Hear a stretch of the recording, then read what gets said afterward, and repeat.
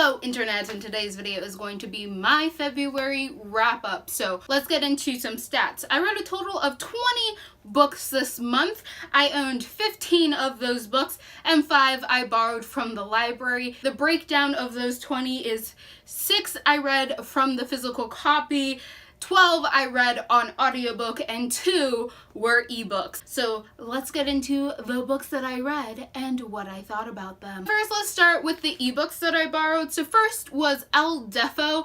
I am not sure who the artist slash author is on this.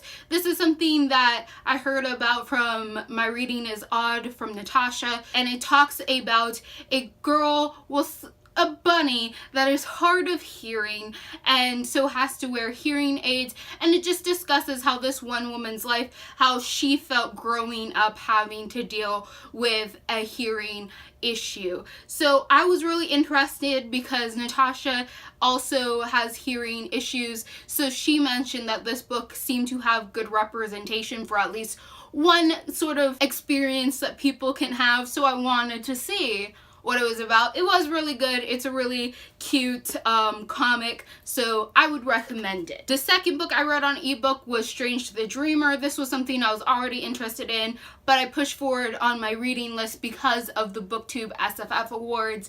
I ended up really liking it. I have an issue with one part of Laini Taylor's writing. I've mentioned this before, but I think she hints too hard and basically spoils you, or like gets your anxiety up so high that when it comes to the actual action, you're kind of like, oh, okay, that's all that happened. So Strange to the Dreamer was a very, very fun book. So it's about a librarian who finds out that the secret city that everybody thinks is a myth is actually real, and so he goes to visit the city and he starts to figure out a lot of the myths and stuff that he's always kind of just read about in stories are actually very, very real.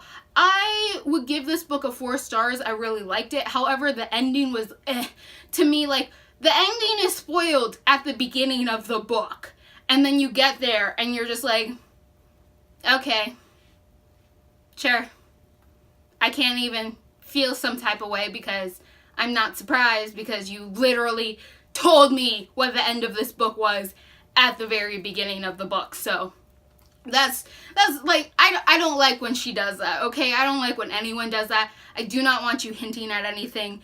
So it was a really good book. I definitely think it's my favorite of Laini Taylor's books, but still, no. And then on to the books that I read in physical copy. So of the books that I read in physical copy, I first read the Binti novella trilogy. So this is the first book, Binti. This novella trilogy is by Nnedi Okorafor. The second book is Binti Home. The last book is Binti the Night Masquerade. So this follows a young woman who has decided to leave home to go to a university on another planet, except because of some cultural reasons, it's a very odd choice for her. She is a himbo woman, but she decides to leave the planet, and a lot of things happen. I can't really say much on this book itself because, of course, they're like this big. Like, I would just be spoiling the whole story. I do think that this is a really, really good trilogy. I do like these novellas. I do think that they're worth your time and money, even though they are so short.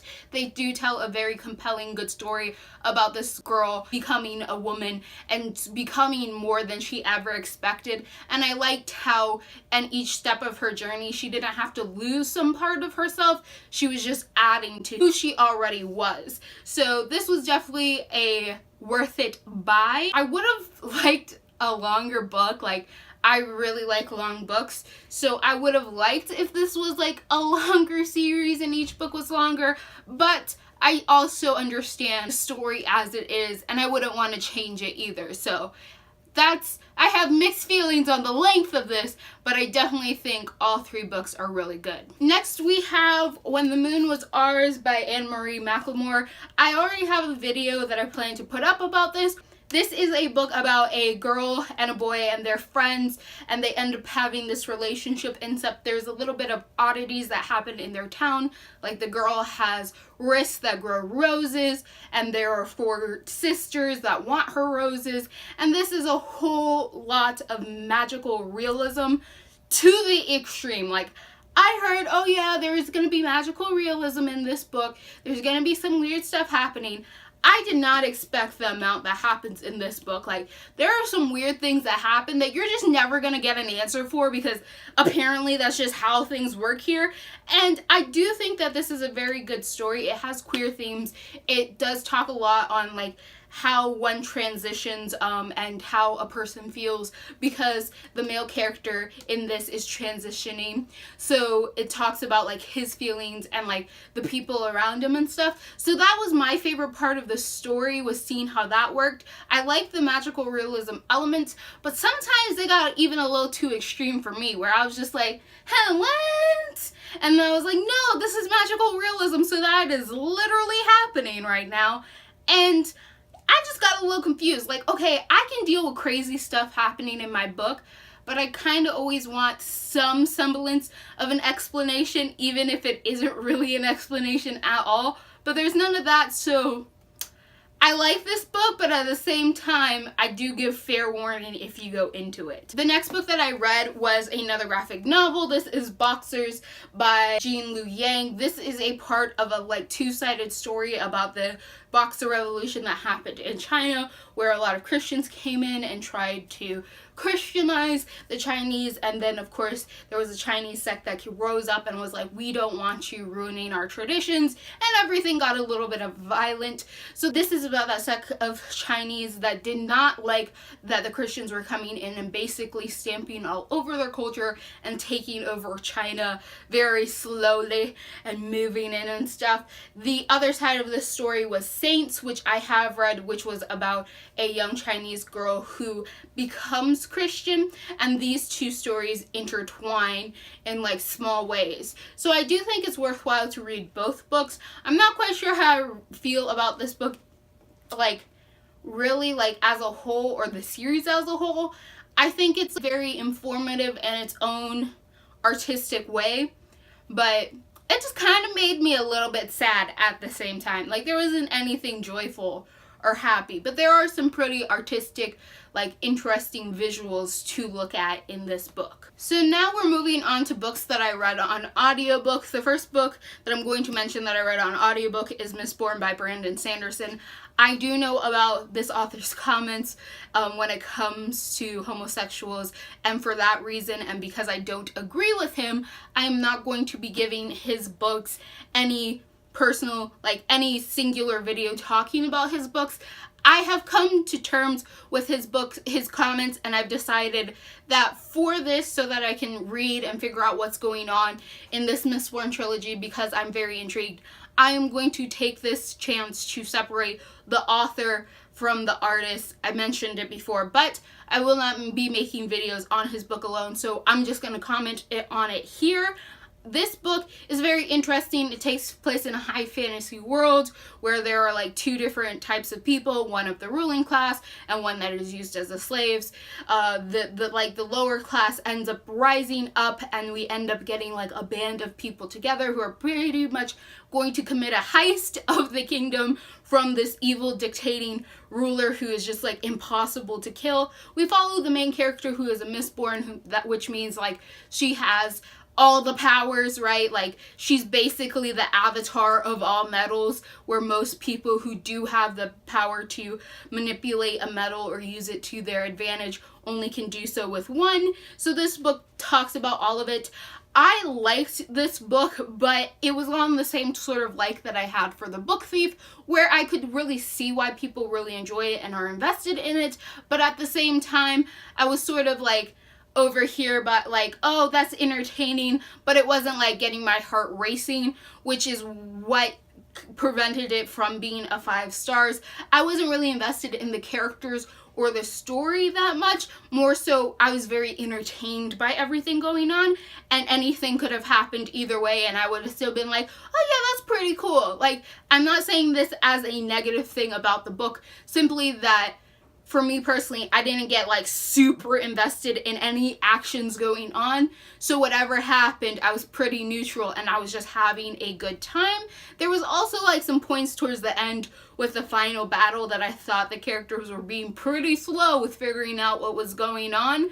But I can't blame them for that. Like, they just hadn't put the pieces together, so I'll let that go. But let it be known, like, I'm getting tired of these book characters not using the brain sometimes, or being a little too slow on the uptake. Like, come on. I know, I understand, I am also sometimes slow on the uptake, but sometimes it's still a frustrating trait when I have to deal with it. Like, I don't want my characters to be like super geniuses and know everything, but I feel like if you have obvious information put in front of your face sometimes, you should probably take some time to put some things together. It wasn't as obvious in this book as in other books, but it was something that kind of disappointed me a little bit. So the next two books that I read have come from V.E. Schwab. So the first one is A Gathering of Shadows. This is the second book. And then I read A Conjuring of Light, which was the third book. I have improved my feelings upon this than I did in the first book. So if you're not familiar with this, which I'm pretty sure you all are, it's like this kid, he is like an Antari, which means he can travel between worlds. There are different types of Londons. He ends up getting entangled with Black London, which is pretty much like dark magic. The weird stuff, the bad stuff happened to Black London, and in the following books they're kind of dealing with residual effects of something that happened in the first book. The second book I enjoyed more, but I enjoyed it for all the side characters. I do not really like Kel or Lila. I find them both annoying for different reasons. Lila I just find infuriating. Like, she is so irritating and she grates on my nerves. She's just so arrogant and she's stuck up and her nose is so high in the air. I don't know how she sees her own feet. And Kel just sometimes is too angsty. I was also really disappointed with the route that the parents went for, like, Kel and Rye's parents. I was hoping for something else from them, and they ended up just infuriating me with their actions in the next two books, and I don't forgive them. There was also some really disappointing plot lines. In the third book, there was just a mess of plot lines. It ended up working together in the end in some sort of way, but I just felt like in that book in particular, there was just too many threads going everywhere, and then Schwab was trying to tie them together as neatly as possible to the end result being like something workable, but not anything pretty. And can I just say, the final battle in the third book was so lackluster. Like, that was such a disappointing ending. Like, oh my god, like, there are just so many things that I don't like about this, but I see why everybody loves it. At the same time, I'm just like, you guys really need to step back and stop calling this so amazing, because there are some pretty big flaws in this whole story, and it gets really prevalent when you look at how each story kind of, like, how each book has its own different story, and how the things, they don't tie together very well. Like, it's not very structured the way this whole story arc goes. It works, but it's not structured. Don't hate this, but I'm not a very patient person. Like, you have to be a really patient person to really love this series. I can stand it, and I like it, and I appreciate some aspects of it. But I really just kind of wish the two main characters had been thrown away so I could get Holland and Rye and Alucard as the main characters, because they were the only ones who really mattered to me. Or maybe just, like, get rid of Lila. Like, I think the story would have just been better without her, which means I'm taking away the only female character in this whole story, but I don't care. She was irritating. Like, no, I don't like her. Just have an all-male cast. This was one time where I would have been like, yeah, all-male cast, I'm okay with that. So next, I'm going to talk about We Are Okay by Nina LaCour. This is a book about a girl who ran off because she was dealing with a lot of things in her past life that she just didn't want to deal with at the time, so she ran off to college. She's trying to start a new life for herself, but the past ends up coming back up, and she is forced to confront all of these feelings that she's kind of been trying to damp down. This is a great book on grief, or at least one person's grief. So if you really like seeing, like, what happens to a person and how they deal with, like, things that happen in their life, you'll like this book. I don't grieve like normal people, or really grieve a lot at all. So I couldn't connect with the character, but I definitely found this a good and interesting story that I think many people will really enjoy and like. I have read my last Frederick Bachman book, and that is Britt Marie Was Here. I am so excited to see what he does in the future. He is one of my favorite contemporary authors. Britt Marie Was Here is connected to My Grandmother Told Me She's Sorry. I do highly suggest you read that Frederick Bachman book first, because Britt Marie is introduced as a character in that book, and then that book kind of explains what's happening in this book, why she's going on this adventure, and why this book titled is called what it is. Britt Marie Was Here kind of reminds me of A Man Called Uva, where it is about, like, both books are about two old people who are very, very particular in what they like and what they don't like and how they think things should be run. So I definitely think it's really interesting to see her perspective on things, and just what an amazing woman she is once you take the time to get to know her. So I definitely really like this book. Next book I read was a follow-up to a book I read last month, and that is Playing with Fire by Derek Lanley. This is the second book in the Skullduggery Pleasant series. It follows much of the same as the first book. It is a very enjoyable series. This is about a skeleton detective and his human sidekick, this girl named Valkyrie, and they're working together to try to combat the different things that are happening in the magical portion of the world. So, like, people trying to rise up and, like, bring back great evils, and these two working together to stop that sort of thing. So it is a really fun adventure sort of book. It is middle grade, and I think this definitely fits in that middle grade category. I think you have to like middle grade to read this if you aren't in middle grade, but I definitely did have a lot of fun with this, so I'm happy I read it. Next is another middle grade book that I read, and that is Nevermore, The Trials of Morgan Crow by Jessica Townsend. This is another BookTube SFF book.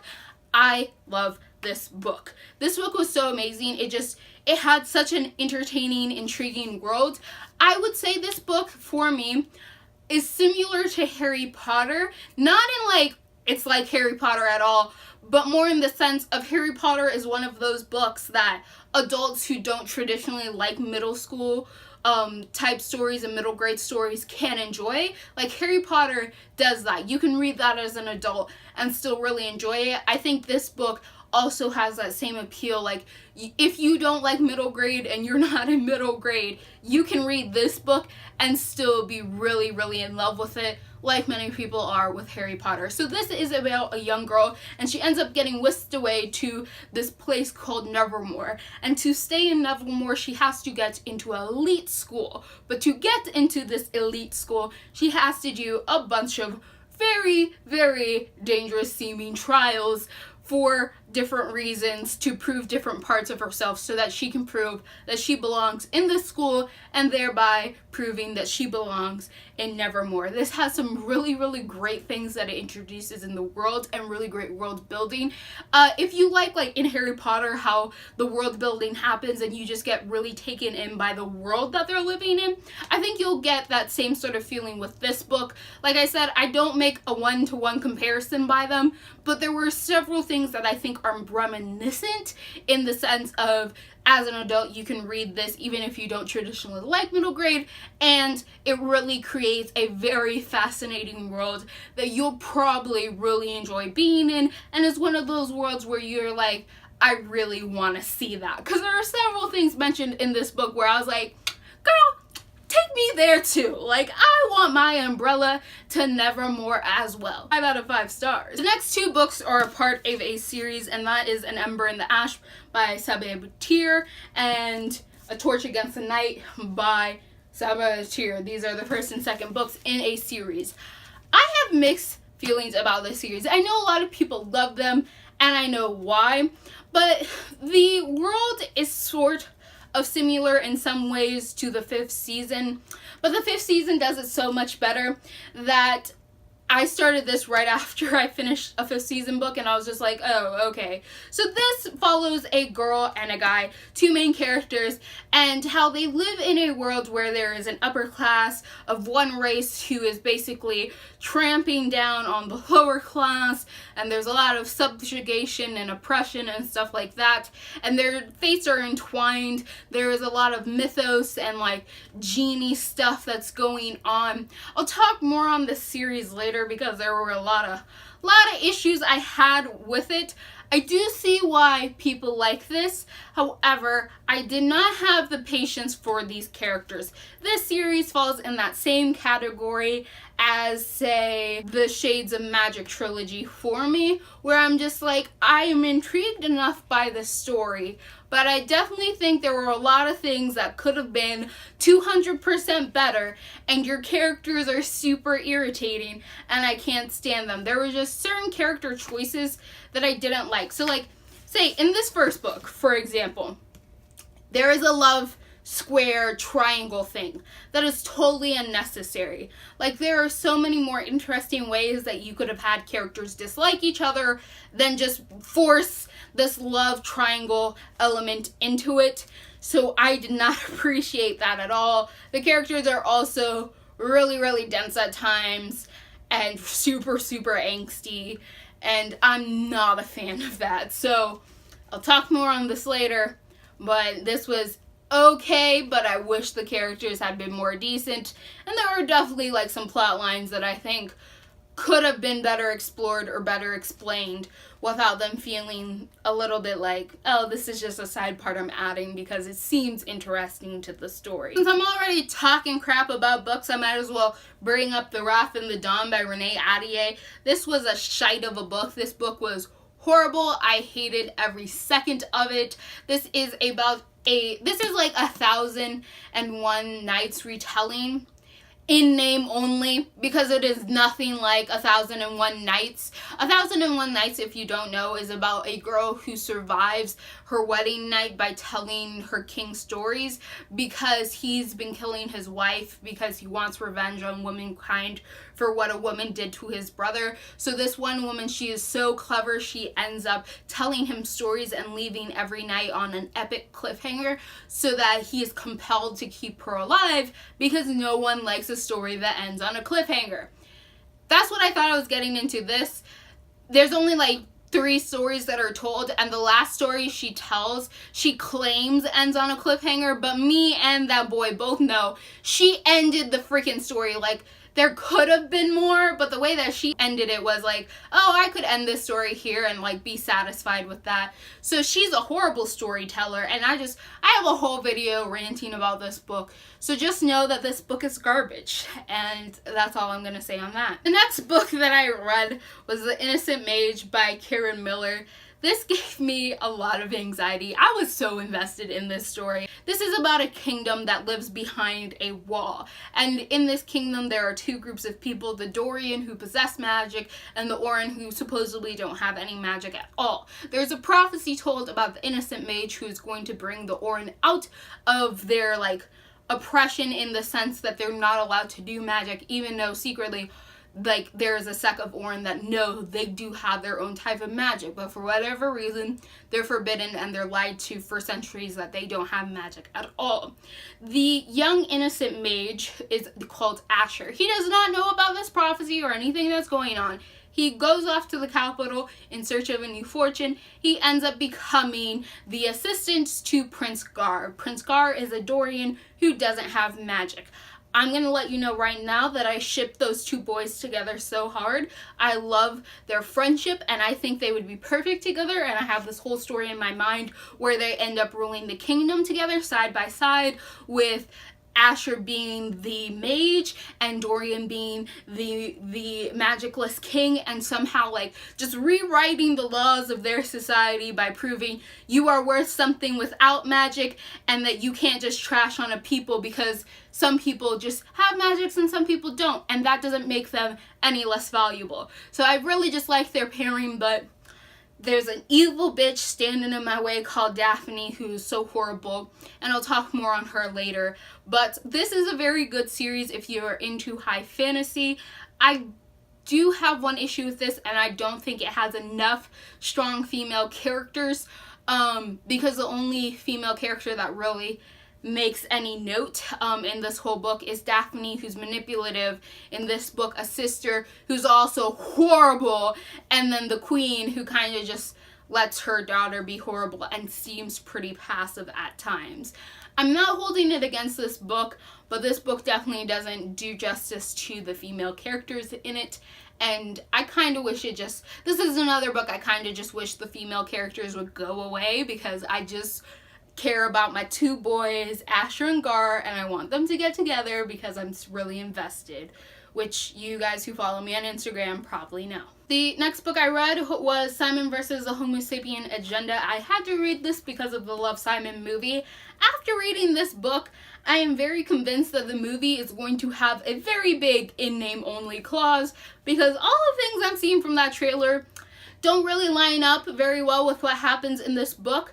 However, I'm willing to let that go because the movie seems really adorable, and this book was also really good, so I would like having this connection between them, but I won't be mad if the movie does something different. So Simon vs. the Homo Sapien Agenda, if you haven't heard about it at all, which I highly doubt, is about a young boy named Simon, and he is currently in the closet about being gay. He is emailing a character named Blue, who he has been fostering this relationship with, and he's been falling in love with through emails. He ends up getting blackmailed over these emails when he accidentally leaves his email account signed up on a school computer, and he ends up getting outed.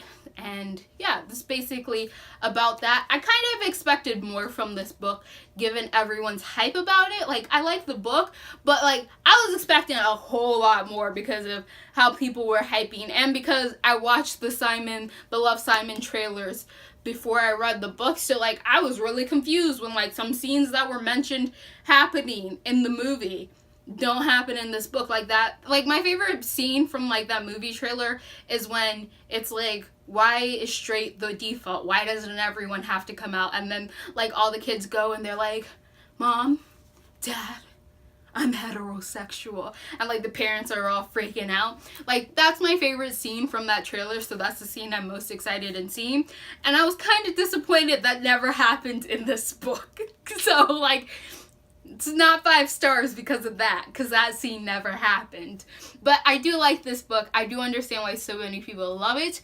There was just so much more that I was kind of expecting that kind of damps down any like super love I could have because of all that book hype that kind of ruined it for me. And the last book that I'm going to mention readings, because we're going to end on a high note, is Opulence Gate by M.K. Jemisin. This is the second book in the 5th season. I absolutely loved it. The 5th season I was kind of mixed on because I ended up getting really confused and didn't figure it out until halfway.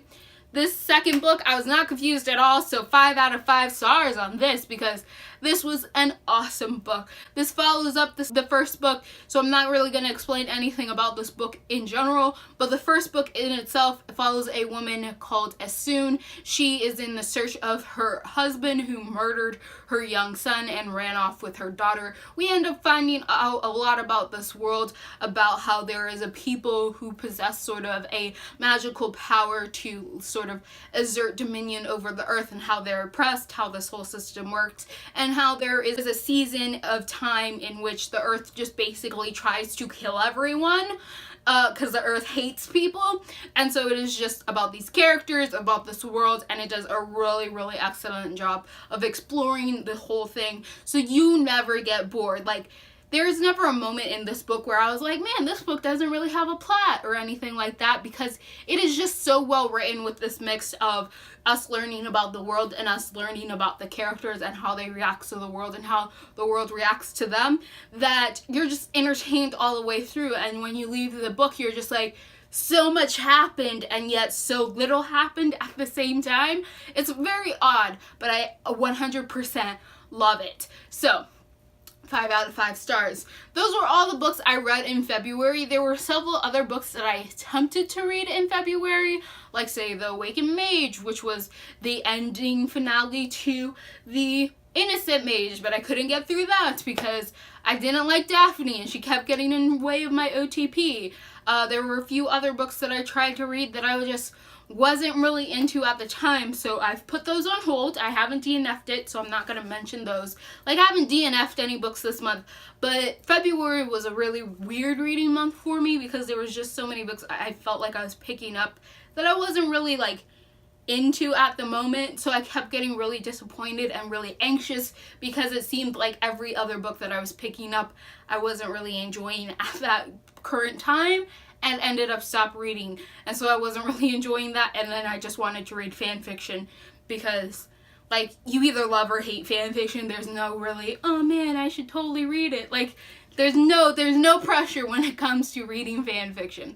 So I want to tell you guys that if you guys do kind of enjoy like vloggy sort of stuff, or just me commenting on books as I read them, go follow me on Instagram. I usually like flood my Instagram with just me making little short commentaries on whatever book I'm reading. Not that they're spoilery, but if that is something that you are interested in seeing, then go follow me over there. It is linked down below.